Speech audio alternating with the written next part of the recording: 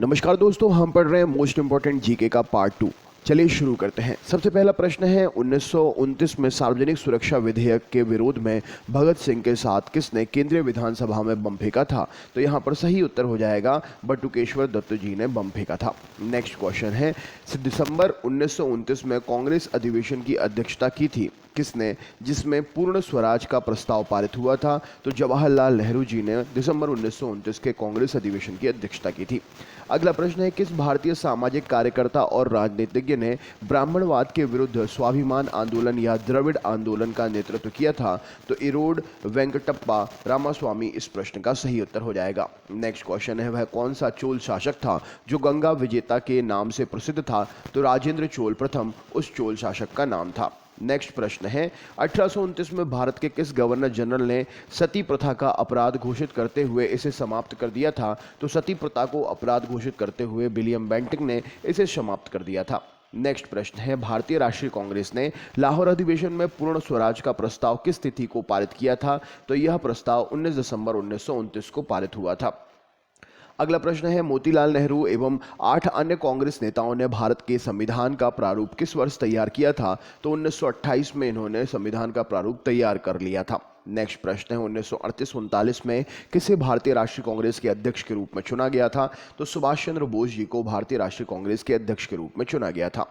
Next प्रश्न है, देश गीत सारे जहां से अच्छा के रचयिता कौन है? तो यहां पर सही उत्तर हो जाएगा अल्लामा मोहम्मद इकबाल देशभक्ति गीत सारे जहां से अच्छा के रचयिता है। नेक्स्ट क्वेश्चन है, महात्मा गांधी ने किस वर्ष चंपारण में सत्याग्रह को आरंभ किया था? तो 1917 में महात्मा गांधी जी ने चंपारण में सत्याग्रह को आरंभ किया था। अगला प्रश्न है, टेराकोटा मंदिरों के लिए प्रसिद्ध विष्णुपुर कहां पर है? तो टेराकोटा मंदिर श्रेणी के लिए प्रसिद्ध विष्णुपुर नामक स्थान पश्चिम बंगाल में स्थित है। अगला प्रश्न है, निम्नलिखित में से कौन सा स्वतंत्रता सेनानी काकोरी रेल लूट कांड में शामिल नहीं था? तो काकोरी ट्रेन डकैती कांड में भगत सिंह जी शामिल नहीं थे। अगला प्रश्न यहाँ पर आपके सामने है, 1939 में भारत के स्वतंत्रता संघर्ष के दौरान निम्नलिखित में से कौन अखिल भारतीय राज्य लोक सम्मेलन के अध्यक्ष बने थे? तो जवाहरलाल नेहरू भारतीय राज्य लोक सम्मेलन के अध्यक्ष बने थे। नेक्स्ट प्रश्न आपके सामने है, निम्नलिखित में से कौन फ्रंटियर गांधी के नाम से प्रसिद्ध है? तो अब्दुल गफ्फार खान फ्रंटियर गांधी के नाम से प्रसिद्ध है। अगला प्रश्न है, भारत और पाकिस्तान के स्वतंत्र राज्यों के निर्माण की देखरेख करने वाला अंतिम भारतीय वायसराय कौन था? तो लॉर्ड माउंटबेटन अंतिम भारतीय वायसराय था जो भारत और पाकिस्तान के स्वतंत्र राज्यों के निर्माण और देखरेख के लिए नियुक्त हुआ था। नेक्स्ट प्रश्न है, पुष्यमित्र शुंग द्वारा मारा जाने वाला अंतिम मौर्य शासक कौन था? तो बृहद्रथ पुष्यमित्र शुंग द्वारा मारा जाने वाला अंतिम मौर्य शासक था। नेक्स्ट प्रश्न है, गुरु नानक की जन्मस्थली जिसे आज ननकाना साहिब के नाम से जाना जाता है, पहले इसे किस नाम से जानते थे? तो पहले इसे राय भोई दी तलवंडी के नाम से जाना जाता था। नेक्स्ट क्वेश्चन है, भारतीय राष्ट्रीय गीत वंदे मातरम पहली बार किसी राजनीतिक अवसर पर कब गाया गया था? तो यह भारतीय राष्ट्रीय कांग्रेस के अधिवेशन 1896 में गाया गया था।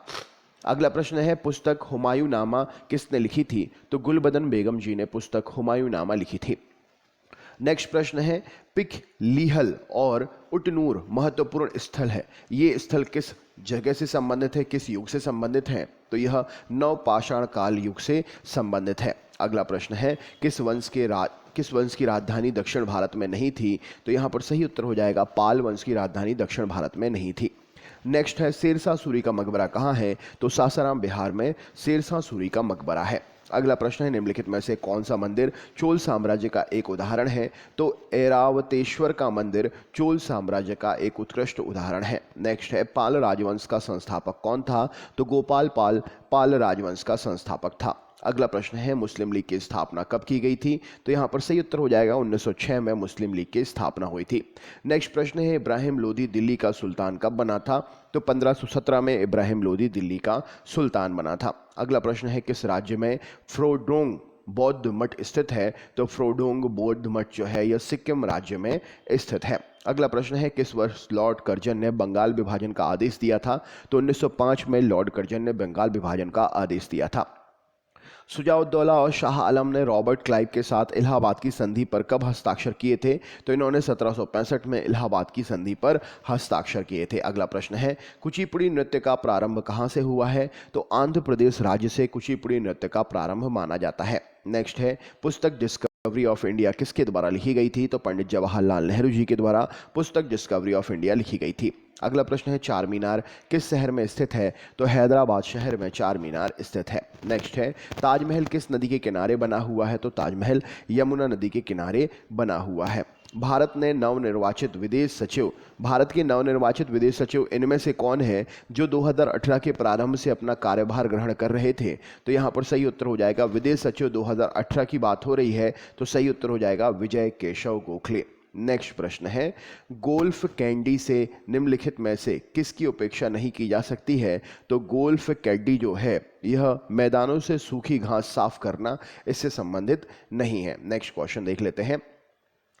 चेन्नई और तमिलनाडु के कुछ क्षेत्र बाढ़ पीड़ित हुए थे। केंद्र ने इस गंभीर स्वरूप को आपदा के रूप में घोषित किया था। राहत योजना का केंद्र सरकार ने एक फरमान जारी किया था जिसमें से इसमें से कौन सा विकल्प राहत सामग्री में शामिल नहीं था? तो यहाँ पर नए विद्यालय खोलना उस राहत कार्यों में शामिल नहीं था। अगला प्रश्न है, 1 अक्टूबर 1956 को गठित होने के पश्चात आंध्र प्रदेश के प्रथम राज्यपाल कौन बने थे? तो यहाँ पर आंध्र प्रदेश के पहले राज्यपाल CM त्रिवेदी जी बने थे। नेक्स्ट है, इनका जो दक्षिण अमेरिका के मूल निवासी थे, यूरोपियों द्वारा मारे गए तथा पूरी तरीके से मिटा दिए गए, तो भी उनकी समृद्ध सभ्यता के अवशेष इनमें से किस स्थान पर पाए जाते हैं? तो माचू पिचू में इनके सभ्यता के अवशेष पाए जाते हैं। नेक्स्ट क्वेश्चन है, तराइन का प्रथम युद्ध कब हुआ था? तो 1191 में तराइन का पहला युद्ध हुआ था। अगला प्रश्न है, समुद्र की सतह से ऊपर किसी हिमखंड का कितना भाग हमें दिखाई देता है? तो किसी भी हिमखंड का समुद्र की सतह से ऊपर 1/5 भाग दिखाई देता है। नेक्स्ट है, सूरत को ब्रिटिश ईस्ट इंडिया कंपनी को देने वाला मुगल सम्राट कौन था? तो बाबर सूरत को ब्रिटिश ईस्ट इंडिया कंपनी को देने वाला मुगल सम्राट था। नेक्स्ट है, निम्नलिखित में से किस देश में राज्य का प्रमुख वंशानुगत होता है? तो जापान देश में राज्य का प्रमुख वंशानुगत होता है। अगला प्रश्न है, गंगा घाटी की नदियों के किनारों पर पाई जाने वाली नई जलोढ़ मिट्टी को क्या कहते हैं? तो उस नई जलोढ़ मिट्टी को खादर के नाम से जाना जाता है। लॉर्ड लिटन द्वारा गृहीत वर्नाकुलर प्रेस एक्ट 1878 का उद्देश्य क्या था? तो भारतीय भाषाओं में प्रकाशित समाचार पत्रों को प्रतिबंधित करना वर्नाकुलर प्रेस एक्ट का मुख्य काम था। नेक्स्ट है, भारत का राष्ट्रीय पंचांग किस पर आधारित है? तो भारत का राष्ट्रीय पंचांग शक संवत पर आधारित है। अगला है, आर्यों के आदि ग्रंथ ऋग्वेद में मुख्यतः क्या समाविष्ट है?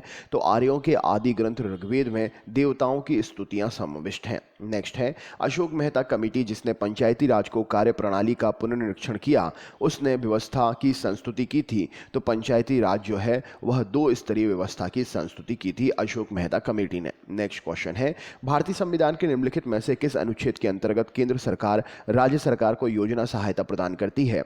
तो यह अनुच्छेद 275 के अंतर्गत आता है जिसमें केंद्र सरकार राज्य सरकार को सहायता प्रदान करती है। अगला क्वेश्चन है, यहाँ पर आपसे पूछा गया है, मुंडा जनजाति भारतवर्ष में मुख्यतः कहाँ पाई जाती है?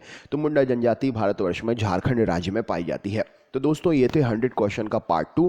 पहले पार्ट को आपने बहुत प्यार दिया, लाइक किया, शेयर किया, चैनल पर नए थे तो सब्सक्राइब भी किया। इस वीडियो को भी उतना ही प्यार दें, लाइक करें, शेयर करें, कमेंट करें, सब्सक्राइब करें और हमसे जुड़े रहने के लिए नोटिफिकेशन को ऑल पर ज़रूर सेट कर लीजिएगा। मिलते हैं नेक्स्ट वीडियो में, तब तक के लिए बहुत बहुत धन्यवाद।